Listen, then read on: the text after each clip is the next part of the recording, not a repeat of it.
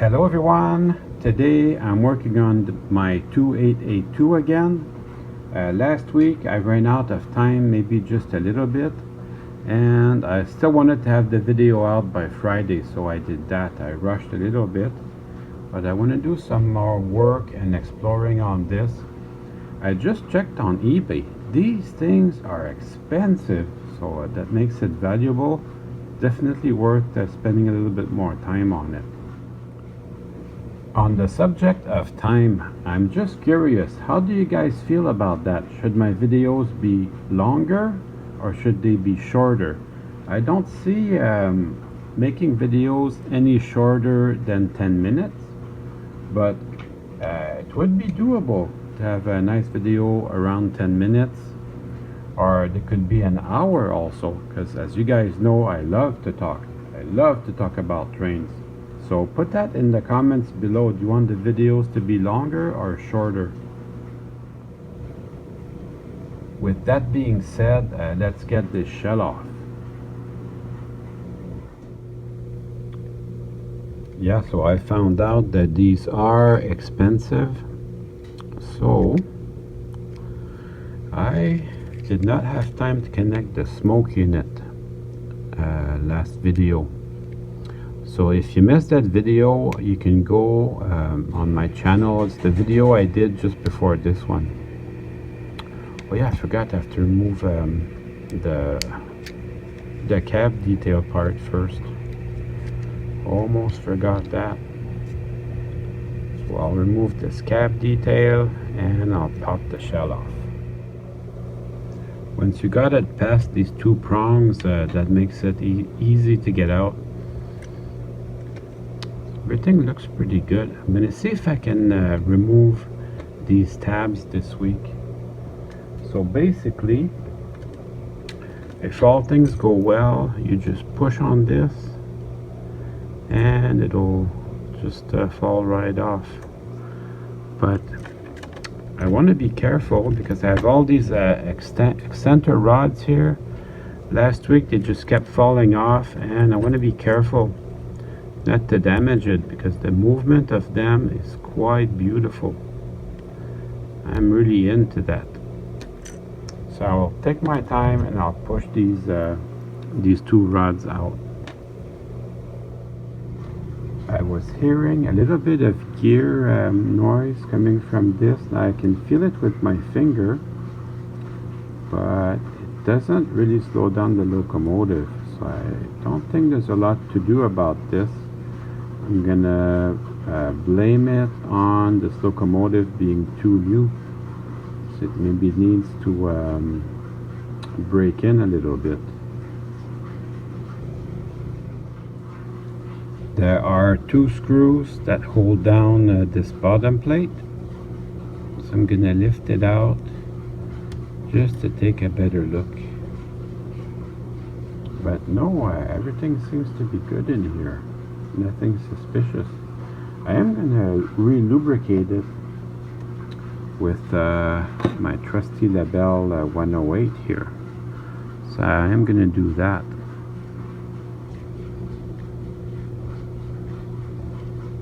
Just a drop is all you need. I'm using a clothespin to support the locomotive while I work on the pin. If I work it enough back and forth, it's going to loosen up. I know on the back one it's quite a bit looser now.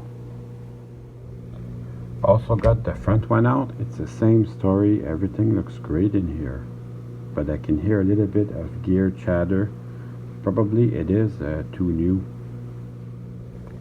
Getting the front one out is important because there is a little headlight lens here and there's a little box. If I can remove that, I can set my LED in there, and then that's gonna be awesome. I really want to put some lights on this. Before I go ahead and put the LEDs, I want to rewire the smoke unit just to see. There's my wire from the smoke unit. I want to rewire that, attaches to here, just to see if that works. I'm really curious to try it. I'm just going to be removing this cover here now, because the wire has a nice little path already made for it.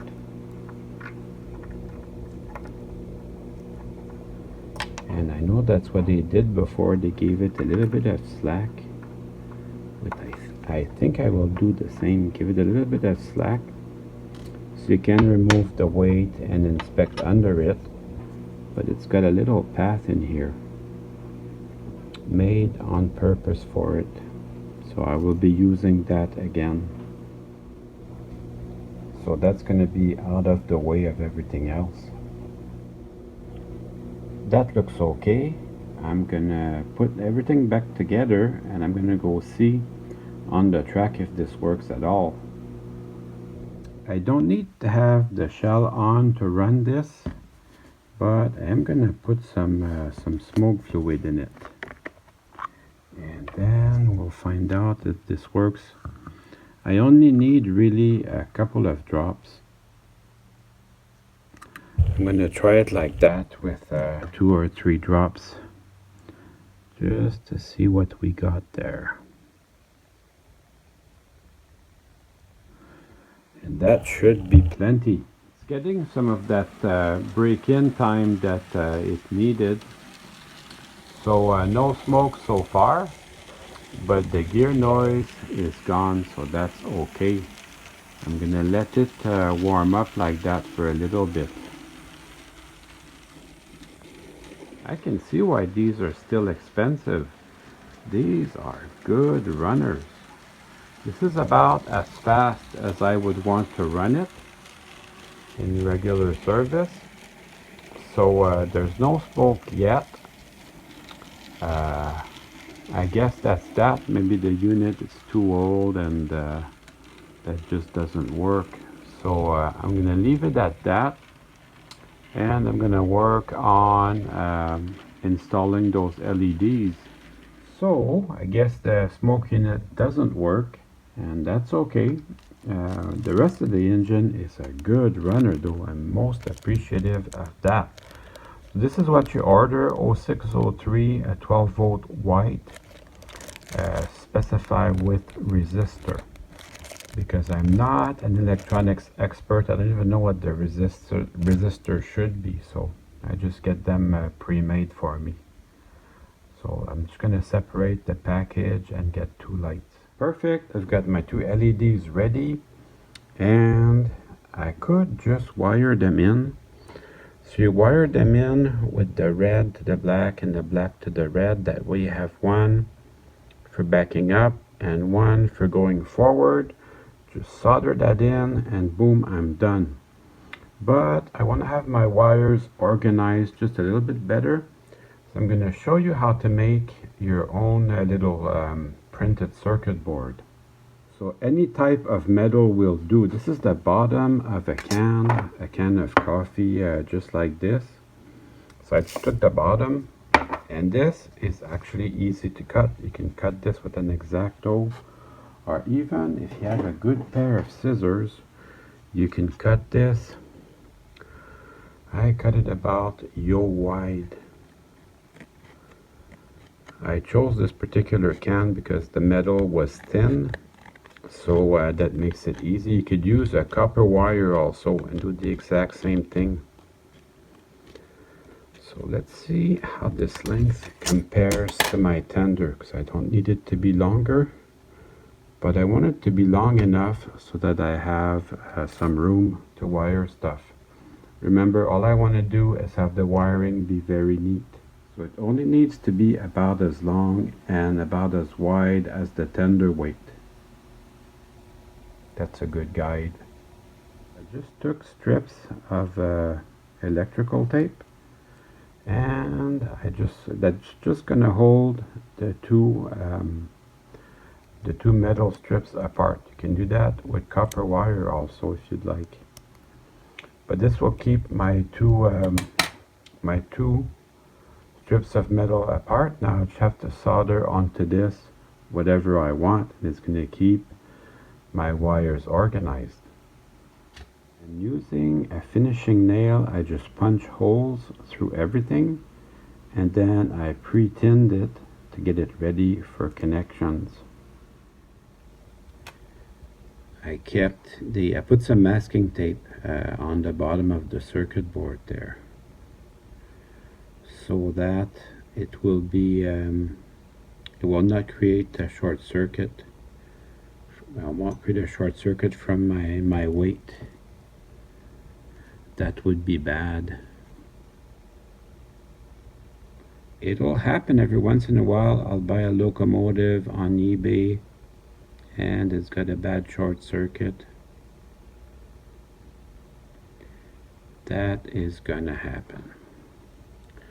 So do you guys want that? Do you want me to do some more soldering on camera?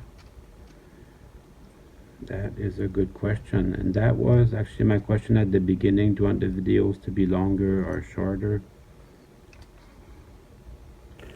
I'm holding it with my fingers, but at the same time I'm holding it far enough away so that it doesn't interfere too much. So now I've got my circuit board connected to the track. Now that looks much neater. I have all my track connections, then I have a black wire bringing that side of the track to the engine, and then I have the red wire going directly to the motor. And now I'm gonna hook up the LEDs. Now the LEDs, I'm gonna double up the resistor because this engine uses a lot of power. So I'm gonna remove the resistor from the LEDs and I'm gonna use them to double up the resistor. Testing out the polarity. When the loco moves forward, this light lights up, and when it goes backward, it stays off. So that's going to be very good. That's what I want.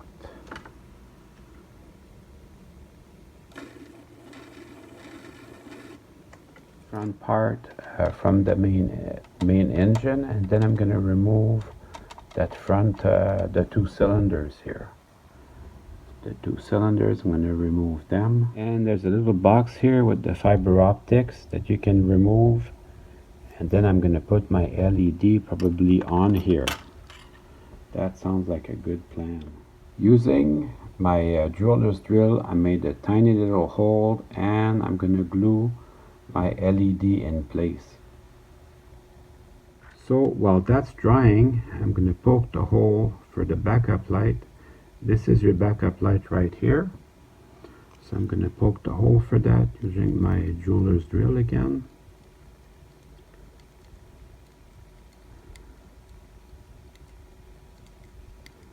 Then I'll do the same thing. I'll poke my LED through it and I will have that be my backup light. So I've got everything installed in that little box, and I'm going to bring the wires in that slit, and I'm going to follow this pre-made channel right to the back there. And that should be really neat wiring. So that fits really neatly in there. I make sure I gave it plenty of wire so that it could go back and forth. That's perfect. Fits really neatly in there. I'm going to plug it in the tender now. Just testing the polarity.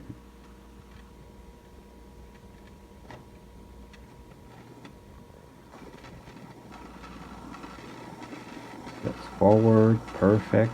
And then going backward.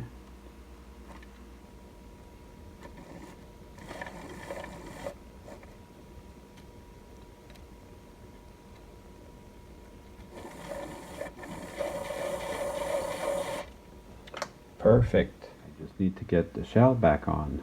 And now it's time to run some trains. So nice to have that backup light, especially when it's time to hook up to your train.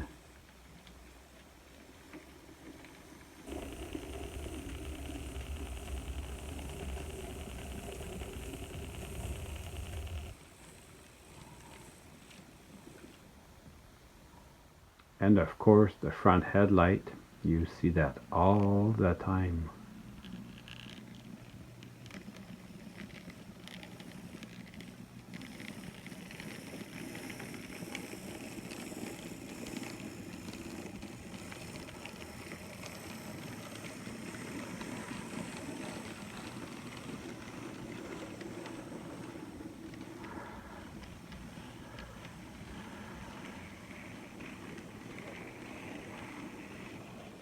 Well, I hope you enjoyed the video. I certainly had fun making it for you.